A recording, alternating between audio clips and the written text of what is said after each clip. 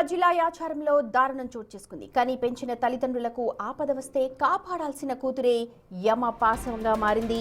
తన ప్రేమ పెళ్లికి అడ్డుపడుతున్నారని వరుసగా పెళ్లి చూపులు ఏర్పాటు చేస్తున్నారు అంటూ ఆగ్రహించింది సురేఖ అన్న యువతి.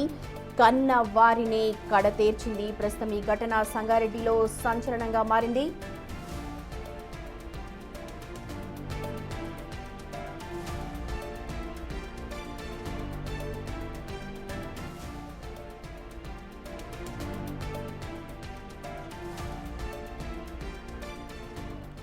సంగారెడ్డిలోని ఓ ప్రైవేట్ హాస్పిటల్లో నర్సుగా పనిచేస్తోంది సురేఖ. తన వృత్తిపరమైన పరిజ్ఞానాన్ని ఈ కిరాతకానికి వాడుకుంది. నిద్రపోతోన్న తల్లిదండ్రులకు పాయిజన్ ఇంజెక్షన్ ఇచ్చి అత్యంత దారుణంగా హత్య చేసింది.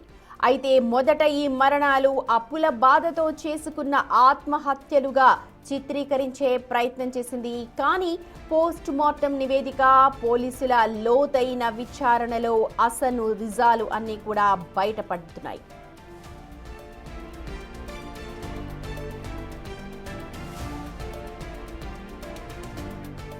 కేవలం తన స్వార్థం కోసం, ప్రేమించిన వ్యక్తిని పెళ్లి చేసుకోవడం కోసం కన్న వారిని చంపేసిన కూతురు సురేఖను పోలీసులు అయితే ప్రస్తుతం అరెస్ట్ చేశారు.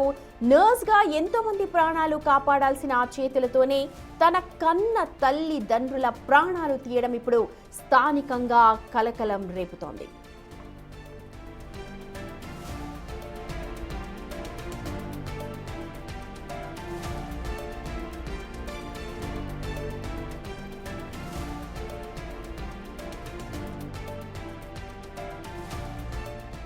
వాళ్ళ తల్లిదండ్రులకు అప్పుల బాధ అయిందో అని చెప్పేసి తల్లిదండ్రులు వాళ్ళ ఫాదర్కు గుండెపోటు వచ్చిందని చెప్పేసి గుండెపోటును చూసి వాళ్ళ ఫాదర్ పైన దాన్ని చూసి వాళ్ళ భార్య లక్ష్మి అనటం కూడా చనిపోయిందని చెప్పేసి ఫిర్యాదు రావడం జరిగింది.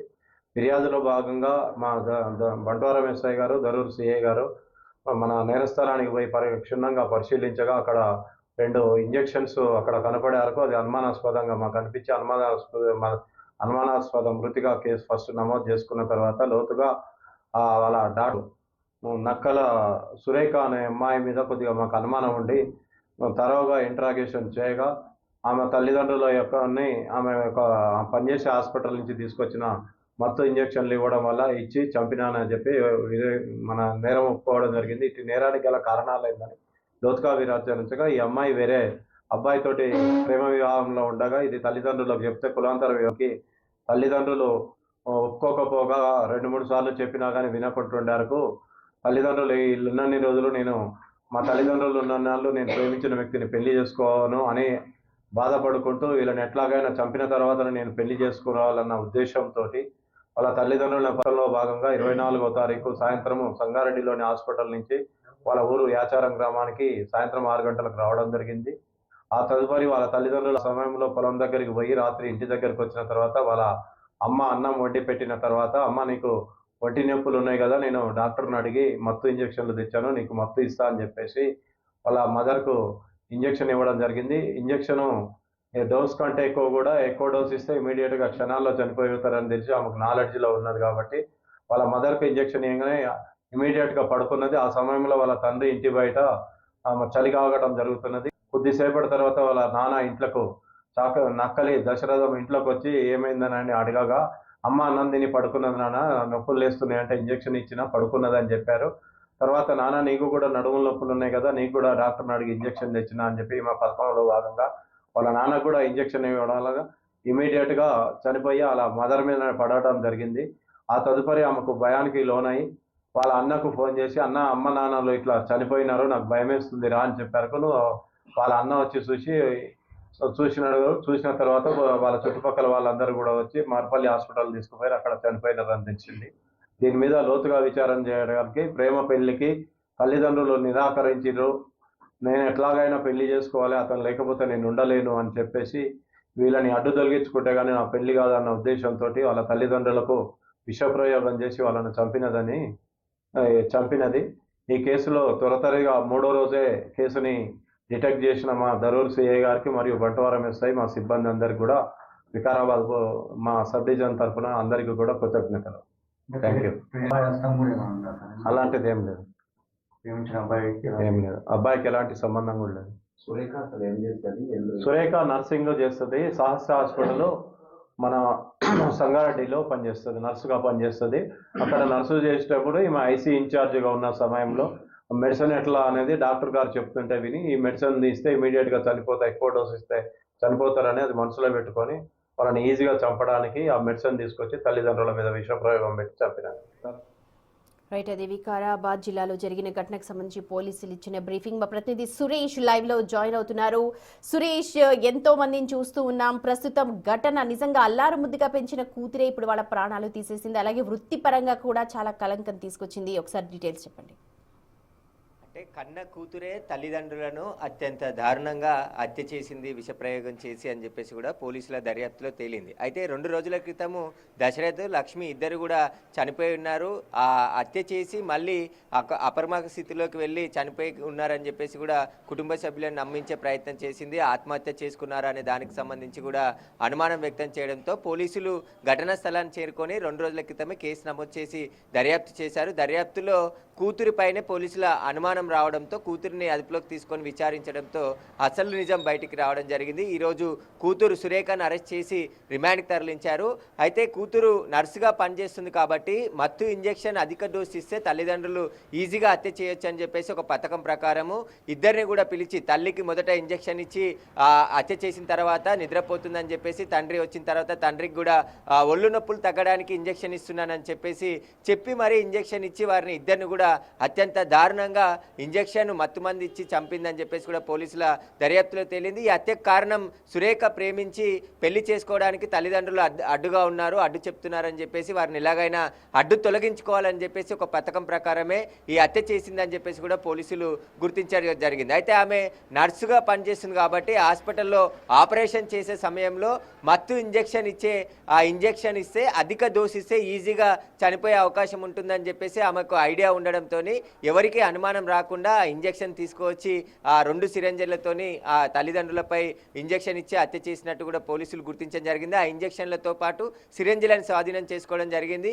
మొదట వాళ్ళే చనిపోయి ఉంటారని చెప్పేసి కూడా కుటుంబ సభ్యులను, తన అన్నని, తన అక్కలను, వారందరినీ కూడా నమ్మించే ప్రయత్నం చేసి అక్కడ పోలీసులకు అనుమానం రావడం, అపర్మాక స్థితిలోకి వెళ్ళి పోస్ట్మార్టంకి బాడీలను పంపించిన తర్వాత ప్రైమరీ ఇన్వెస్టిగేషన్ లో కూడా విషప్రయోగం జరిగినట్టు గుర్తించారు. అంటే ప్రేమ తప్పు కాదు, పెళ్లి తప్పు కాదు, ఒప్పించి చేసుకోవచ్చు, సరే ఒప్పుకోవట్లేదు, కానీ తను మేజరు వెళ్ళిపోవచ్చు, లేకపోతే ప్రేమించిన వ్యక్తికి సంబంధించిన డీటెయిల్స్ అన్ని తీసుకొని కూడా తను సపరేట్గా వెళ్ళచ్చు. కానీ చంపాల్సిన అవసరం ఏంటి? ఈ సైకాలజీని ఎలా చూడాలి? అండ్ పోలీసుల ముందు ఎలాగా పోలీసులు అయితే అరెస్ట్ చేశారు, ఏమైనా చెప్పిందా దీనికి సంబంధించి? అంటే ఆమె హత్య చేసినట్టు ఒప్పుకుంది. ఆధారాలన్నీ కూడా ముందుంచి ఆమెని విచారించిన సందర్భంలోనే విషయం వెలుగులోకి రావడం జరిగింది.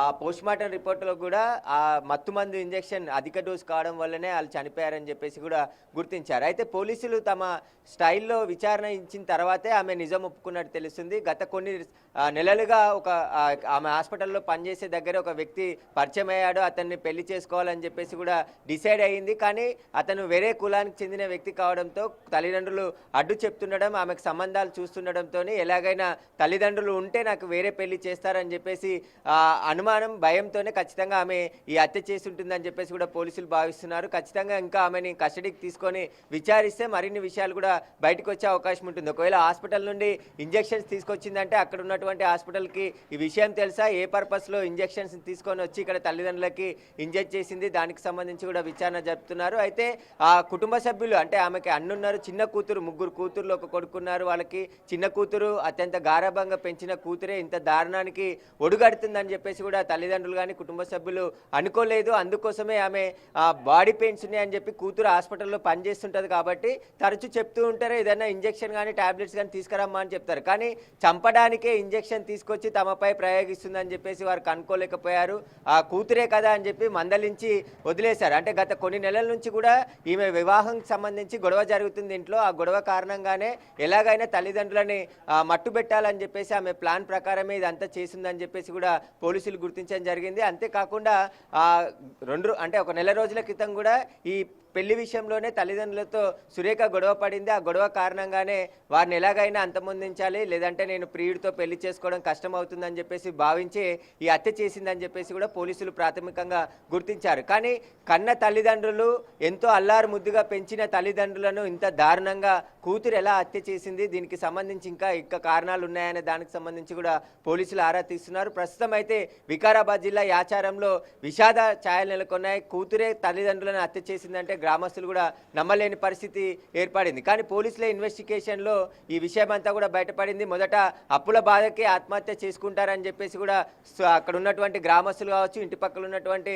స్థానికులు కూడా అనుమానం వ్యక్తం చేశారు. కానీ కూతురు చంపిందని చెప్పేసి కూడా ఎవరికి కూడా అనుమానం రాకుండా ఆమె మత్తుమంది ఇంజెక్షన్ అధిక డోస్ ఇచ్చి తల్లి తండ్రిని ఇద్దరిని కూడా ఒకరి తర్వాత ఒకరికి ఇంజెక్షన్ ఇచ్చి చనిపోవడం జరిగింది. ఇలా ఇంజెక్షన్ ఇస్తే వారు చనిపోతారని తెలుసు కాబట్టి ఆ ఇంజెక్షన్ తీసుకువచ్చి ఆమె తల్లిదండ్రులకు ఇచ్చిందని చెప్పేసి కూడా పోలీసుల విచారణలో తేలింది. ప్రస్తుతం కూతుర్ని అరెస్ట్ చేసి రిమాండ్కి తరలిస్తున్నారు.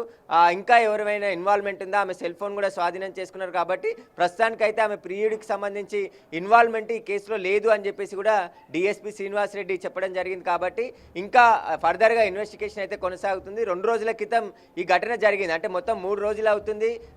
ముందు అప్పుల బాధతో ఆత్మహత్య చేసుకున్నారనే క్రియేట్ చేసే ప్రయత్నం చేసింది. కానీ ఆమెపై అనుమానం రావడం, ఆమె కదలికలు, ఆమె చెప్పే మాటలన్నీ కూడా అనుమానాస్పదంగా ఉండడంతో ఆమెను అదుపులోకి తీసుకొని విచారించడంతోనే ఈ హత్యలు వెలుగులోకి రావడం జరిగింది. వరుస ఘటనలు అంటే భార్యలు భర్తలను చంపడం, భర్తలను భార్య చంపడం, కానీ కన్న కూతురే తల్లిదండ్రులని అల్లారు ముద్దుగా పెంచి పెద్ద చేసిన తల్లిదండ్రులను ఇంత దారుణంగా హత్య చేసింది. ప్రేమకు అదే అడ్డొస్తున్నారని చెప్పేసి కూడా ఇంత దారుణంగా కడతెరిచిన కూతుర్ని కఠినంగా శిక్షించాలని చెప్పేసి కూడా ఆ గ్రామస్తులు అయితే డిమాండ్ చేస్తున్నటువంటి పరిస్థితి. దశరథ్ లక్ష్మికి ఆఖరి కూతురు అంటున్నారు. మిగిలిన పిల్లలు ఏమన్నా మాట్లాడారా? వాళ్ళతో మీరు ఏమన్నా కాంటాక్ట్ చేశారా? అంటే తల్లిదండ్రులు చనిపోయిన విషయము చిన్న కూతురే మిగతా వారందరికీ సమాచారం ఇచ్చినట్టు తెలుస్తుంది. ఎందుకంటే మొదట వాళ్ళ అన్నకి ఫోన్ చేసి అమ్మ నాన్న లేవట్లేదు, ఆత్మహత్య చేసుకున్నారని చెప్పేసి కూడా ఆయనకు ఫోన్ చేసి చెప్పడంతోనే ఆయన హుటాహుటిన ఇంటికి వచ్చి చూసేసరికి వారిద్దరు కూడా విగత జీవులుగా పడి ఉన్నారు. అయితే వెంటనే పోలీసులకి సమాచారం ఇవ్వడంతో పోలీసులు స్పాట్కి వచ్చి ఆ తర్వాత పోస్టుమార్టం కోసం బాడీలని మార్చరికి పంపించి పోస్టుమార్టం చేయించిన తర్వాత కూతురే ఇంట్లో ఉంది కాబట్టి ఆమెపై అనుమానంతో ఆమె చెప్పే మాటలు కావచ్చు, ఆమె కదలికలు కావచ్చు, ఇవన్నీ కూడా అనుమానాస్పదంగా ఉన్నాయని చెప్పేసి పోలీసులు ఆమెను అదుపులోకి తీసుకొని విచారించిన సందర్భంలోనే ఈ విషయం బయటకు వచ్చిందని చెప్పేసి కూడా ప్రస్తుతం పోలీసులు చెప్తున్నారు. Right Suresh, thank you. మొత్తానికి వికారాబాద్ జిల్లాలో సొంత కూతురే కన్న తల్లిదండ్రుల్ని చంపేసిన ఘటన స్థానికంగా